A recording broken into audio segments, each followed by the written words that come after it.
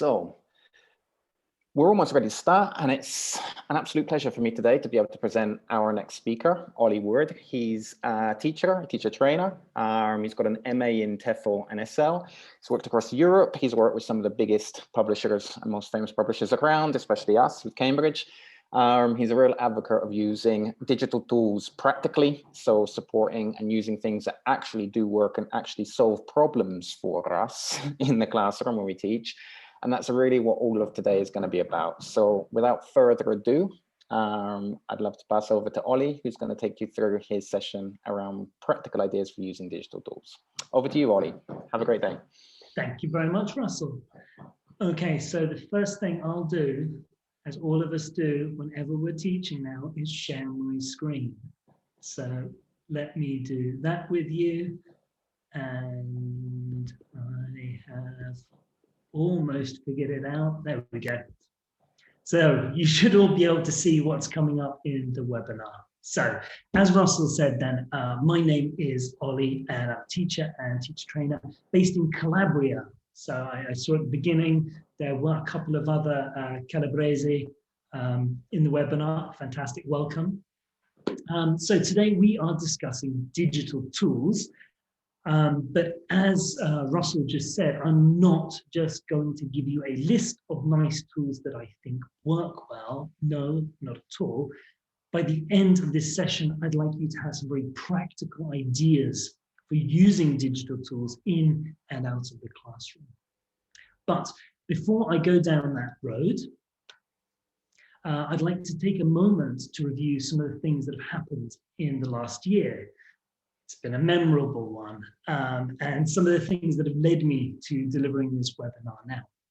So to kick things off, it's a question for you. I'd like to know if, since lockdowns began over 1 year ago, if you've seen a change in your students, and what was that change? Perhaps you've noticed a change in their demeanor or work ethic. Is their work of a higher or lower standard? Are they more or less chatty? Anyway, while you're sending your answers in, I'll say that one more time. I'd like to know if you've seen a change in your students since lockdown began, and if so, what?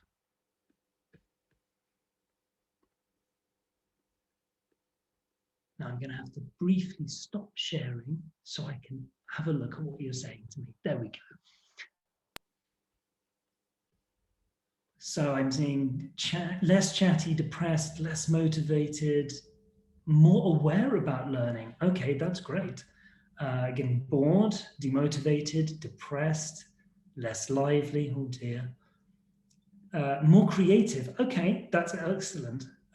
Easily distracted, bored, attention deficit, confused, lost. Oh, this is a nasty list, isn't it? Less interested, worried, less chatty, more sad. Okay, let's stop there. That's enough. That's enough. Stop there. I think we've got the general gist of it, and it's not good, really. But perhaps it's also to be expected. So things have changed. That's really what we can take away from that. Depending where you are in the country right now, you could be back 100% back in the face-to-face classroom. Not many of us. You might be 50% back in the face-to-face classroom, running hybrid lessons, or perhaps you're still 100% online. Now, regardless of your situation, we've all noticed a change in our students. They can't stay still. I mean, worse than even before. Their eyes are quick to glaze over, and you're either getting more requests for help or a lot fewer. Well, all of these are a sign that the students are suffering from an attention deficit, as a few of you had said there in the chat. So concentrating on lessons all day can be a challenge for students under the best of circumstances. But thanks to COVID-19, lessons have been taking place in front of a screen now for the best part of a year. All of us know very well, sitting in front of a screen for hours on end is a tough situation to stay focused in. It's tough for us. Maintaining focus for children and young adults is even harder because they don't they don't always fully grasp the benefits of, for example, learning the structure of mixed conditionals. Even if there's a payoff down the road, it's tough for them.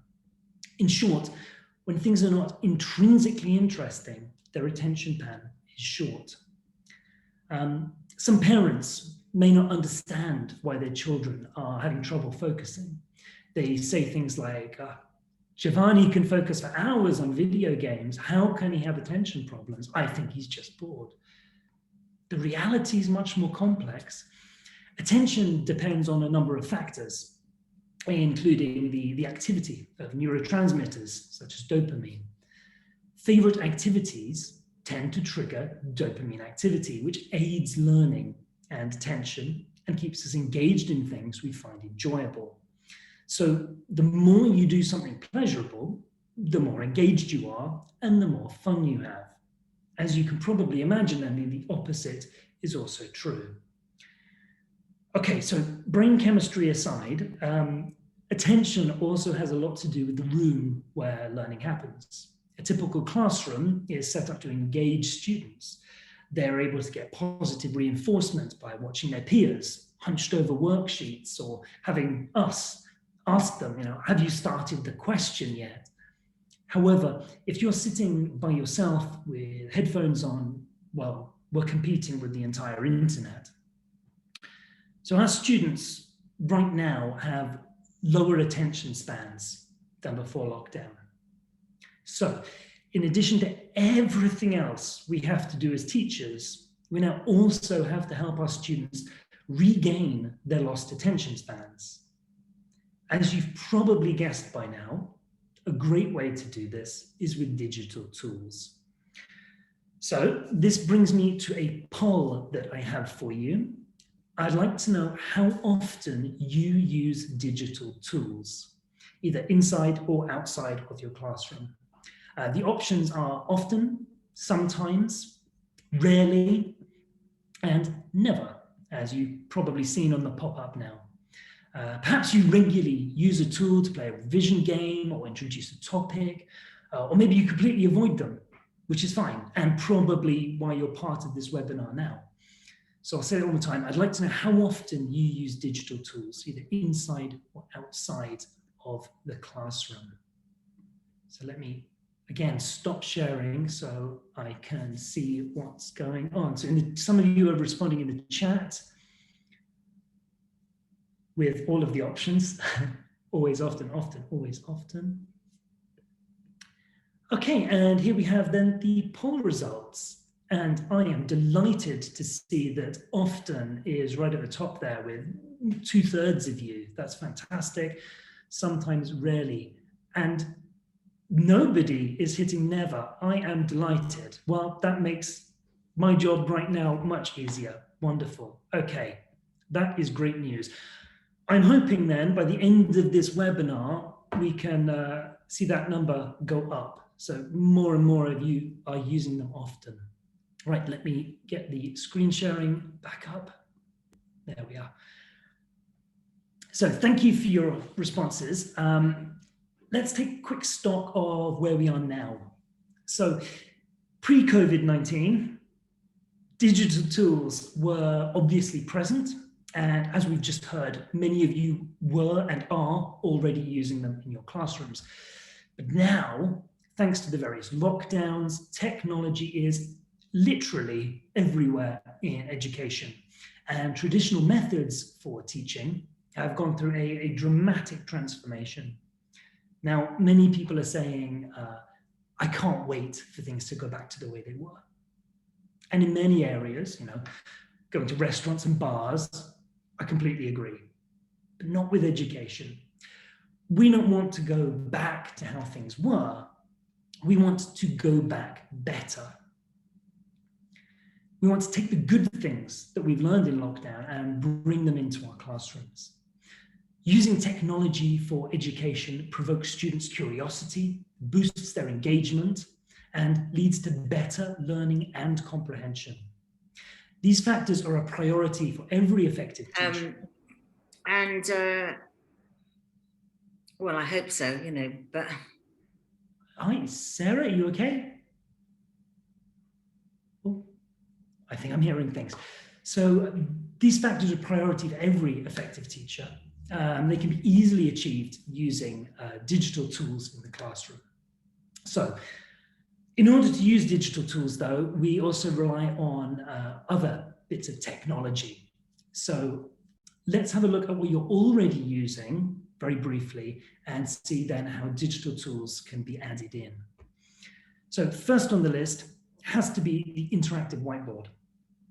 Remember, it's much more than just a projector. You can, and probably have been, using interactive ebooks. And now, following all these online lessons, you will have a wealth of materials that you'll be able to reuse on the interactive whiteboard too. From PowerPoint presentations to web-like links to, well, everything on your Google Drive.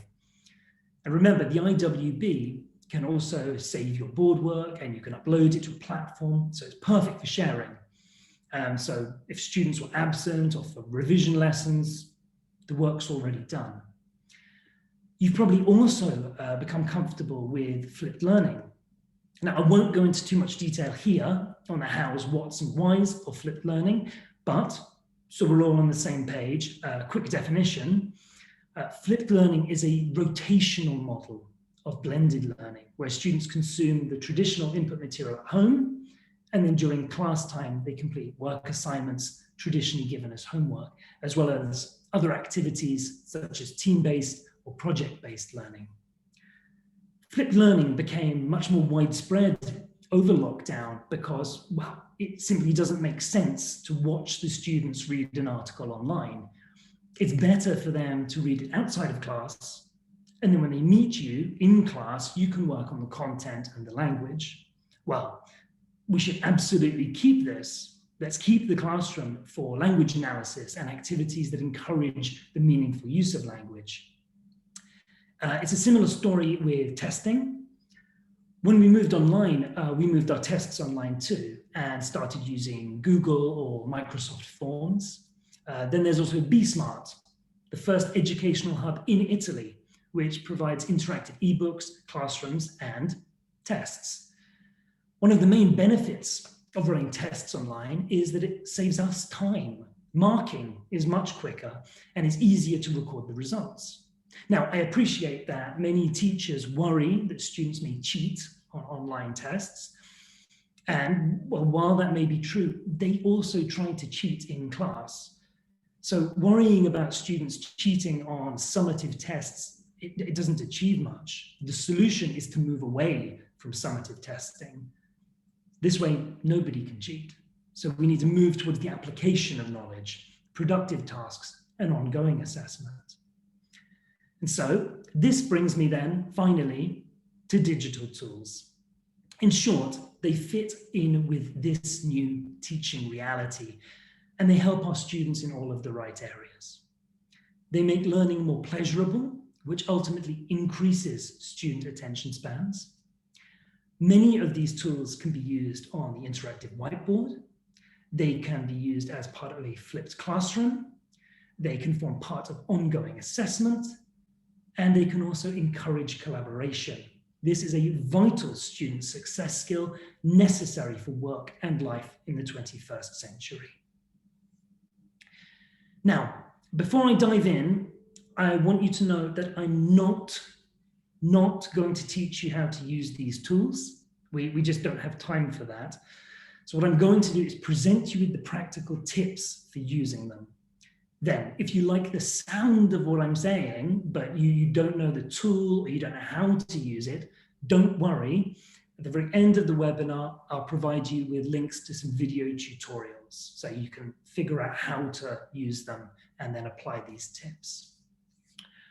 All right, I'll start simply with a tool I'm sure most of you, fingers crossed, are already familiar with, and that is Kahoot. For those of you that don't know this app, I doubt there are many, it's a simple game-based learning platform. It's learning games called Kahoots, are user-generated multiple choice quizzes that can be accessed via a web browser or the Kahoot app. So you can play them on the interactive whiteboard, or students can access the Kahoots on their own devices.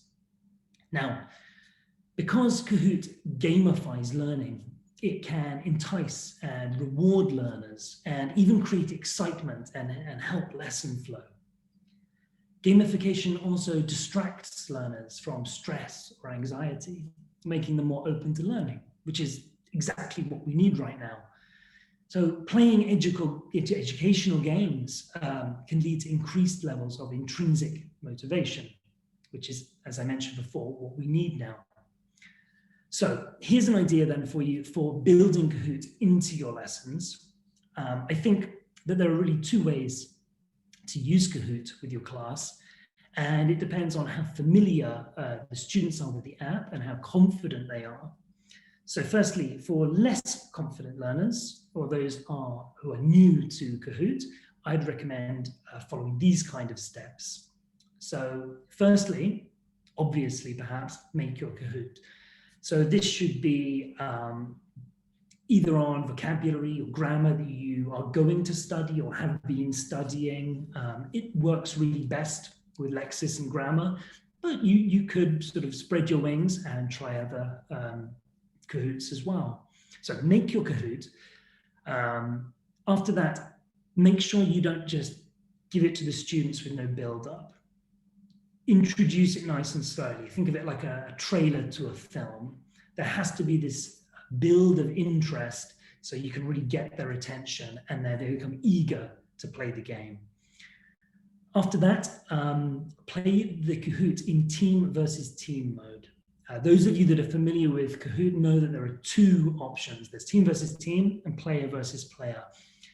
If you're new to Kahoot, it's team versus team. This way, the learners work in groups and they can support each other. While the learners are playing Kahoot, our job is to note where they're having problems. So we wander around, we're monitoring what's going wrong and what's going right. After the game then, give feedback and explanations and then follow up with questions, role play, or a communicative activity based on the topic, whatever you would normally do. So my other option, if you and your learners are already familiar with Kahoot, is to make that little change, which really revolves around the game mode. So again, you have to make your Kahoot. There's no getting around that. Well, you could copy it, but then it wouldn't be directed exactly for your lesson. And it's always best if you can tailor it. So after you've made your Kahoot, play it in player versus player mode. This gives them an added level of challenge. Then during play, again, note where your learners are having problems. Better still, get the learners to tell you where they need more help and ask other learners to try and provide explanations for each other, helping, of course, where necessary. Then, as usual, follow up with some questions or a communicative activity, whatever it is you think works best for the class. And then a nice way to follow that up, possibly for homework, is get the learners to create their own Kahoots to challenge each other with. This is a great homework to set for them. You can also use Kahoot as part of a flipped classroom. You just set the Kahoot to be done outside of class, and then in the next class, address any common problems and spend some time getting the student to use whatever the language was, vocabulary, grammar, in some sort of communicative activity. So there's digital tool 1. Hi, Ollie. Sorry to jump in. There's a few questions coming through around Kahoot. And a couple of people were also asking if you can make your slides a little bit bigger on the screen. They're coming through a little bit small at the minute. Okay. But going back to the Kahoot questions, so what we're doing that one. Some teachers have been asking, how do you put students into group or get them to work in groups on Kahoot from home? You mentioned something like that as well. And then there were some questions around how do you assess the students or what they're doing? Sure.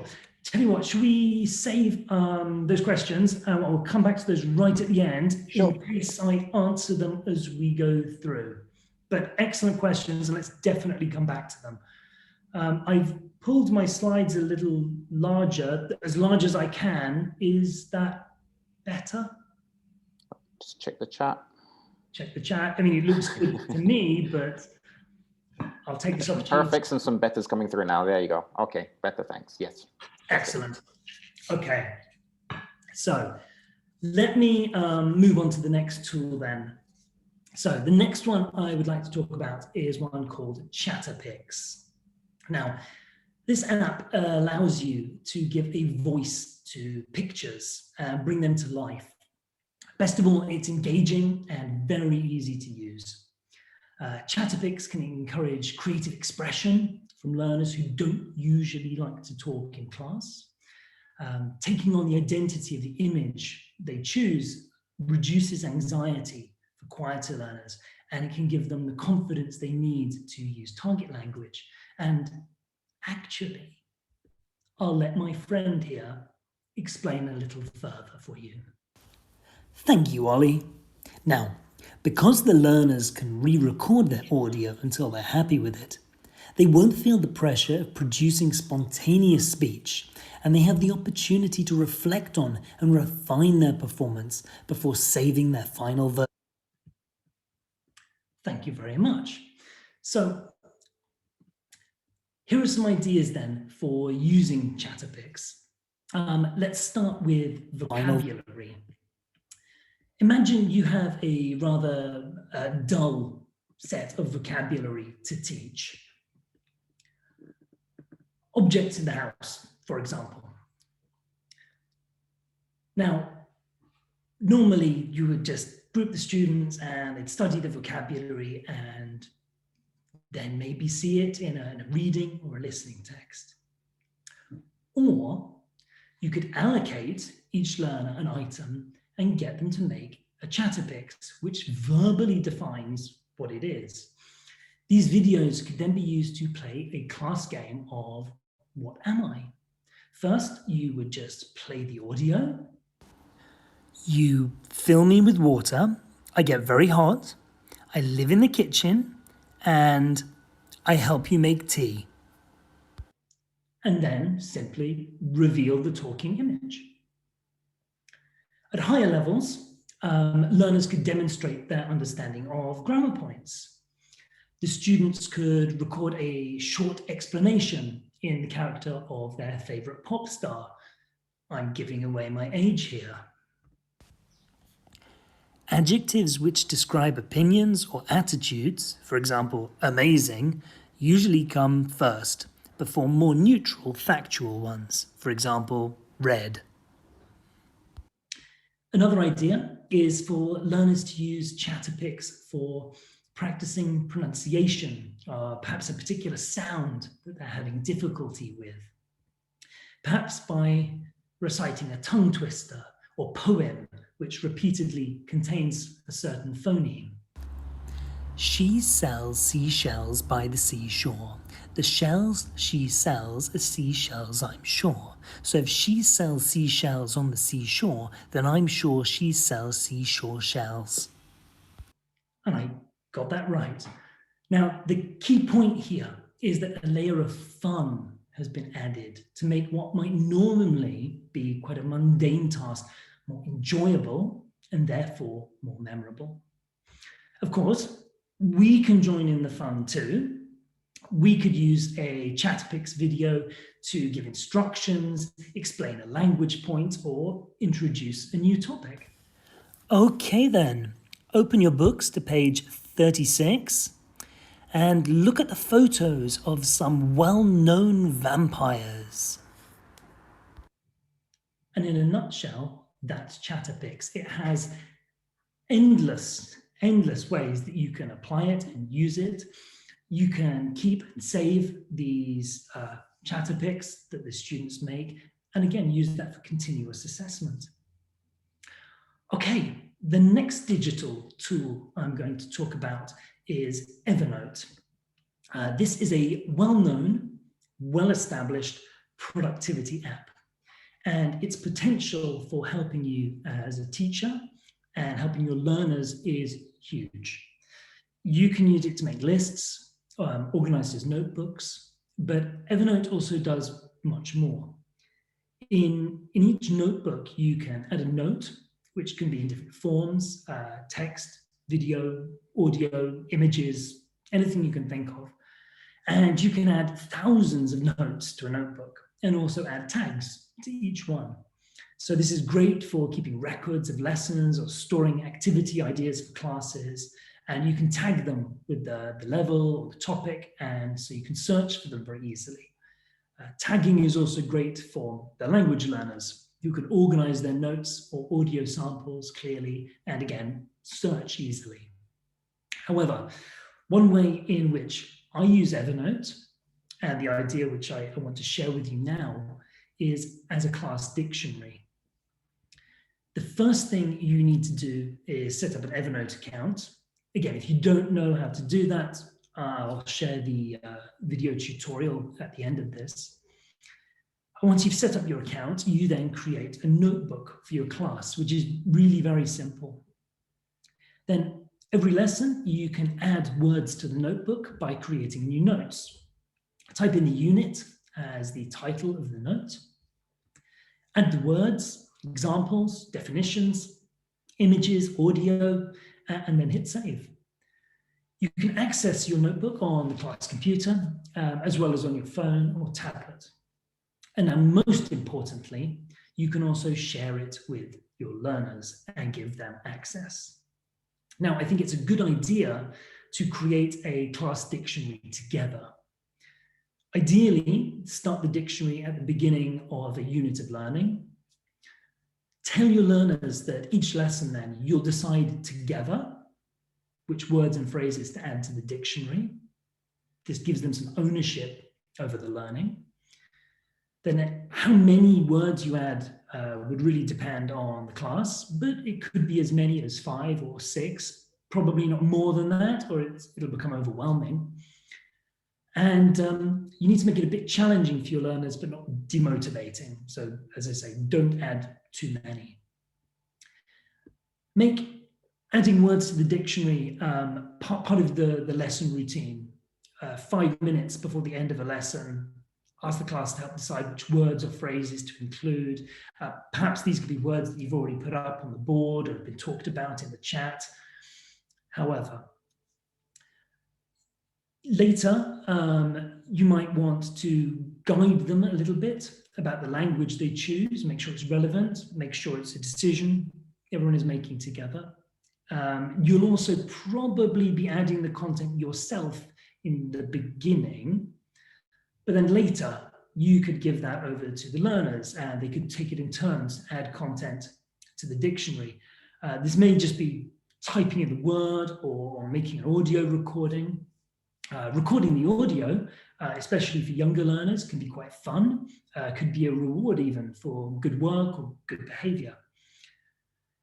Now, of course, there's no point going to the trouble of creating a class dictionary if it's never looked at. So after a few weeks, when you're likely will have a good number of items in the dictionary, you can start using it as part of a regular review. As with adding content, try to make this reviewing process a regular feature of the class. It's a good idea to use it perhaps as a warmer, maybe once a week, but you could also use it as a filler if you've got 5 minutes somewhere in the lesson, probably at the end before the bell rings. Finally, you may want to share the content of the dictionary directly with parents. Could be risky, could be very beneficial. They may want to decide to sort of have a look at what's going on in the class. It's a nice way to see that. They may want to then test the children at home. Again, that would be up to you, and I wouldn't advocate either way sat here now. A final advantage, of course, is of having a class dictionary is that you can check it very, very easily. When the learners are just taking their own notes, it relies on you to go around and look at everybody's notebook. Did they write down the word correctly? Have they put down the right part of speech? Have they put the right example down? Have they put down a translation? That could be an awful lot of work. If you've got 30, 35 children in the class, if there's just one dictionary you need to look at, well, that's only one dictionary you need to check that everybody is using. Right, I have one more digital tool that I'd like to talk about. And this one is called Loom. Loom is an app that allows you to record video messages of your screen or camera or both.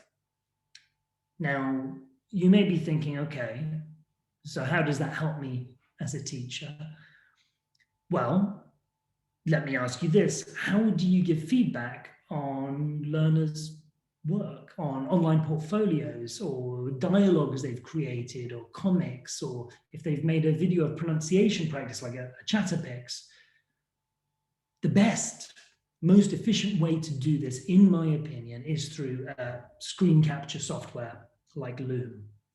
It allows you to highlight or add symbols to a text or an image of what's on your screen.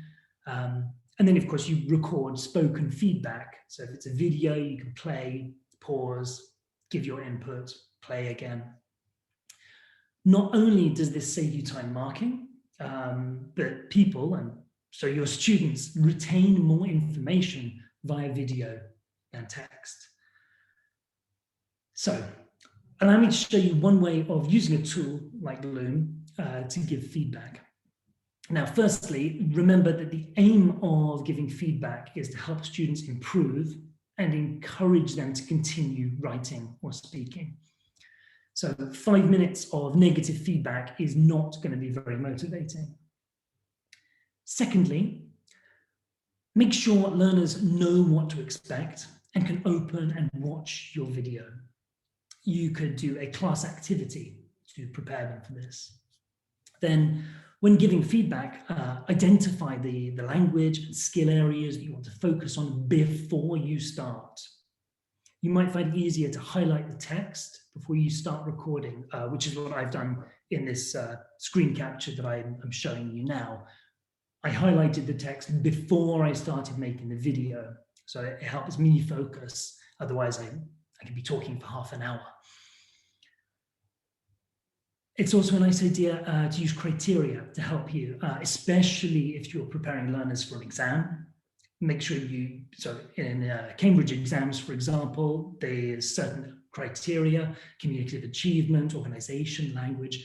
Use that so the students become familiar with it. But also say things that help your learners feel like you have a connection with what you're reading. Respond as a reader, not just as a teacher. For example, oh, I like this story, or what an interesting ending. I like the way you've, whatever. Try to start and end feedback with positive comments. Tell your learners what their strengths are. When you're giving feedback, I think it's very important that it's not too unstructured. So aim to give them perhaps 2 things to do to improve. If the quantity of feedback is too much or too long, then the learners find it quite hard to identify the actions they need to take. So, 2 things to improve. It keeps you quite focused. And of course, those 2 things that you already give them should reflect whatever it is you've highlighted.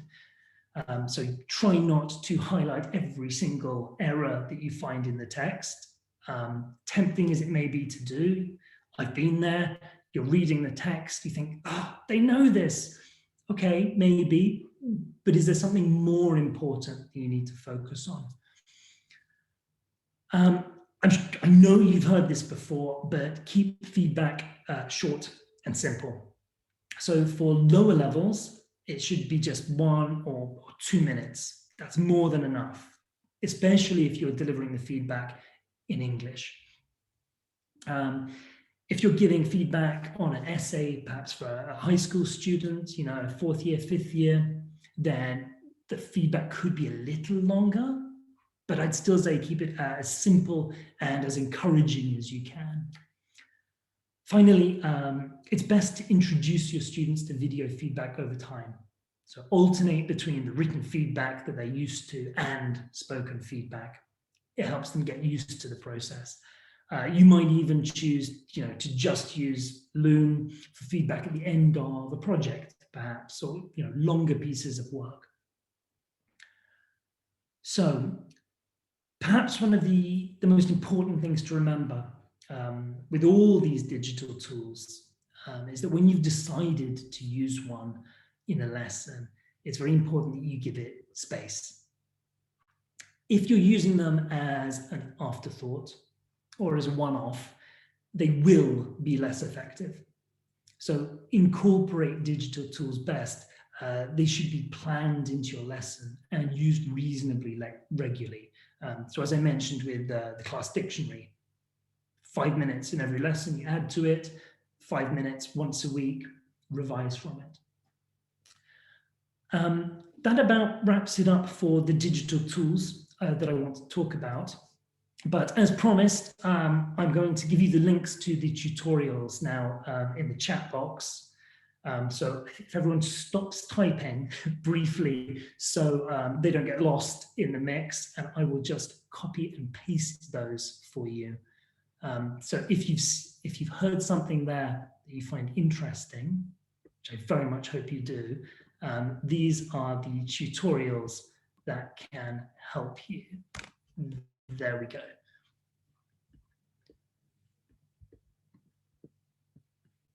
There we are, they've settled in nicely. Okay, so now that you've heard these tips and have the links to the tutorials, I have one more question for you.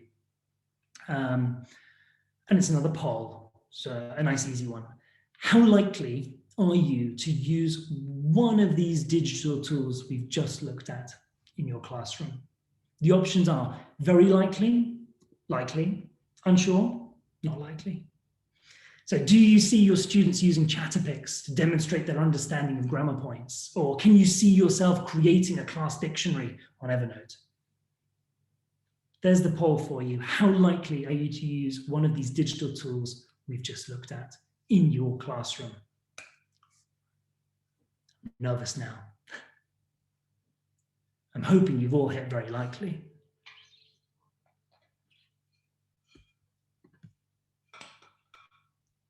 So in the chat, I can see Chatterpix.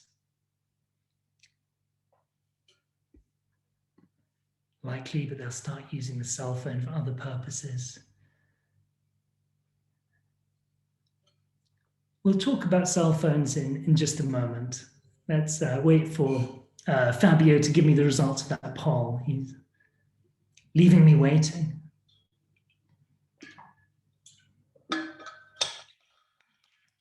Oh, I'll answer that question now from Simona that just flew past. The problem is we have to create all the materials. Oh, hold that thought. There you go. There are the poll results. Okay, wonderful. So very likely 41%, likely 50%. I'll take that. That's fantastic. Wonderful stuff. So to answer that question that I saw from Simona that flew past, yeah, you do have to create the materials, but I would suggest you're probably creating materials anyway for your class. It's just a little tweak on the type of materials that you're creating. If you're presenting grammar to the class, a really typical way to practice the grammar, controlled practice, is a gap fill. There's the sentence, there's a space, what's the right grammar in there? Instead of giving them a photocopy, a handout, just exactly the same thing on Kahoot, exactly the same thing. And you've gamified it. You've immediately made it more intrinsically interesting for them. So yeah, that really wraps up the webinar. So please, questions, bring them in. Russell, you had some questions, I think, that from earlier that might have flown past. So this absolutely. I'll start from the beginning and let's try not to forget everyone. There were some questions in the Q&A. There were some questions in the chat. So I'm going to kind of go through both of them and try to record it. So apologies to anybody if I miss anything. So the first question's going back to Kahoot. So the first tool was around how can you put students into groups if they're working from home within Kahoot? Is there a way of doing something like that? The answer is yes, but you're not going to like the extension answer, which is yes, but it's a paid for feature. Okay. However, if you are using Kahoot and you think it's a very valuable tool, arguably it's the right thing to do would be to get the premium model where you can do those things. I do because I use Kahoot a lot, but if it's something you didn't see yourself using very often, then obviously don't. The free version is great. It still has a lot of functionality in it. And if you do the group sort of Kahoots in class, it's much easier for you to monitor. If they're doing that when they're sort of unsupervised, you can't really see what they're up to. You can have a look at the results of it after the fact, but not more. Okay. A question from Irene. She says, in the context of virtual lessons, how would individual students communicate with each other to agree on the correct answer in teams? For example, if they're working on Kahoot and you want them to work together, how would you suggest they communicate together to come up with an answer? Sure. Now, full disclosure, I'm not overly familiar with Teams. I am more of a Google and Zoom person. But so in Zoom, where we're here now, I keep the chat open. So if I want some students to work together, I put them all in a breakout room together, where then they can chat between themselves whilst also being out in a third-party app like Kahoot. Okay, fantastic. Would you recommend using, Lara asks if you would recommend using timed questions on Kahoot or not? Anxiety-wise, is it something? Good question. Well, I would say it depends where you're using Kahoot. If it's to introduce, maybe you're doing test, teach, test, and you're doing that initial test with the students, like, do they remember this vocabulary from a previous unit or even the year before? No, I would take the time off, because really you just want them to reactivate the vocabulary. So no, take it off, let them have a think or discuss or even look it up, who knows? But if you're then wanting some kind of assessment, just sort of a formative assessment at the end of a unit, yeah, put the timer on, give them a little bit of pressure. That's absolutely fine. Unless, of course, as you say, anxiety is a problem in the group, then of course, don't exacerbate the problem. Okay. The next question is a kind of move across to Chatterpix, which was the next tool that you talked about. So some questions around whether or not it's available across any OS. So is it available on Apple and on Android, or is it specifically for Apple or specifically for Android? There seems to be a kids version and perhaps a standard version. If you're aware of, of anything. Okay. I'm only guessing at the first part, but I'm fairly sure it's on Android. It's definitely on iOS because that's what I use. It would be easy to quickly look up. And yes, there are two versions of Chatterpix. There's the normal one, and then there's the one for kids. The functionality is largely the same. The kids one reduces accessibility, like what they can share, very sensibly. And it also has different decorations. So when I showed you a couple of those Chatterpix that I had made, I decorated them with like a crown and a monocle and a moustache. The kids one, you get more sort of childlike things to add to the picture. Okay, fantastic, thank you. Another question was, is there a time limit in the recordings on Chatterpix? So is there a maximum amount of time that you can do? Yes, there is, 30 seconds. Right, okay. That's so your cutoff. Answer Laura's question. Good question. Okay, I'm just checking both of these boxes as we go through. Just quickly, I spotted in the chat, are these tools free? Yeah. Yes, they are. Okay. Yes, they are. They're with a couple of them that are premium versions, but you don't need that at all. So Kahoot, I mentioned, is a premium version, which I used, but you don't need to. Chatterpix is free, Evernote's free, Loom is free. Go for it. Fantastic. So good for experimenting as well. Okay. Nadia asks if Loom can be used to ask students to record themselves for a speaking task. Why not? Okay. Why not? That would be my question there. Just remember that they would need to share it with you. So however the sharing happens with files in your school, Loom is actually a good option for that, because when you make the video and you finish recording, it produces a web link. So they don't need to actually share a file with you or an email address or anything like that. They can just send you the web link, which you click on, and there you go. There is the speaking task. Yeah, absolutely. Why not? Great idea. Okay. Angela asks if you can share your Loom recording with students through something like Google Classroom. So thinking around these kind of more LMS that are being adopted by the schools. Obviously, there's no problem in sharing the links and things. No problem at all. As I said, there's a link, or if you want, there's the actual video file. So you have options. Okay, perfect.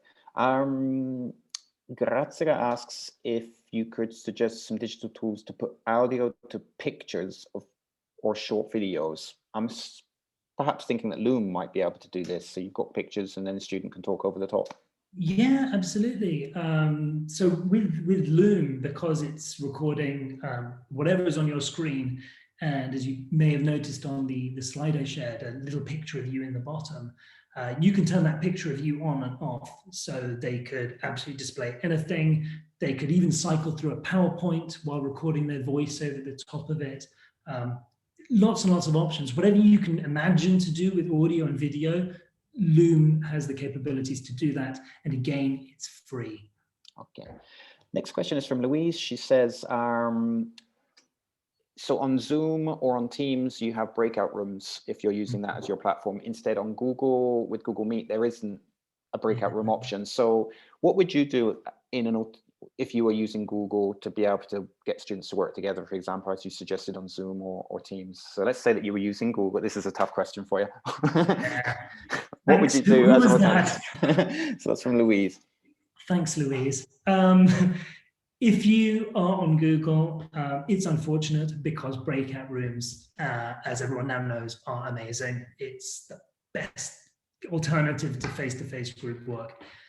If you are in Google, the workaround is that you create several calls, and it's a bit of a headache, but it is possible to create different call links, and then the students have to sign out of the main room and sign into the call on the side. And then likewise, if you want to go and monitor, but it's a headache. And I'm sorry if it's only Google Meet that you're using. Okay. Then I'm just checking if there's a few other questions that have come up here. No, I think we're pretty much there. Some people are asking if, so Olga is asking if you think these things will work not just for language, but also for things like literature. So if you're teaching literature. Oh, absolutely. So a literature lesson, think of the possibilities with Chatterpix. So if you're studying Shakespeare, wonderful. You could find actors, your favorite actor, and get them to recite the soliloquies. The students, of course, recording it themselves. Yeah, definitely. You could absolutely use it with literature. No problem. That would be a lot of fun, actually. I might steal that. Fantastic. And I guess the only other concern is that I'm just trying to, so Rafaela said it's sometimes very difficult to keep up with the tools, as they're constantly updated, they move ahead and things like that. What would you recommend to kind of, would you recommend that people kind of choose a couple of tools and stick to them for that academic year or something? Or do you think you do need to kind of keep up as best you can throughout the year with what's going on? Yeah, it's a balance, isn't it? Like, I'm sure everybody listening to this right now has their favorite course book, that if you could, you would teach every single year from this course book. That CUP course book, of course you would. But after a few years, the articles in there aren't quite up to date. The audio sounds a little dated, so you have to change. For me, it's the same with apps. Take the ones you like, use them regularly. So that, of course, limits the number you can use if you are building them into your classes all the time. And then if you find that it's just no longer doing what you need it to do, if it's no longer helping the students meet the aims of the syllabus, drop it, find something else and move on. But all the ones that I've mentioned today, I've been using for a few years now, and I'm still very happy, which is why I've presented them to you. I haven't felt the need to move on, and all of these ones certainly have been regularly updated with new features. So for now, these apps I'm happy with. What they'll be like in 2 or 3 years is anyone's guess. Sure it is. Okay, wonderful. I think we've pretty much come to time also, because in a few minutes there's going to be the next session, which starts in about 4 or 5. So we're going to need to give some people time to log out of here and go across to the other one.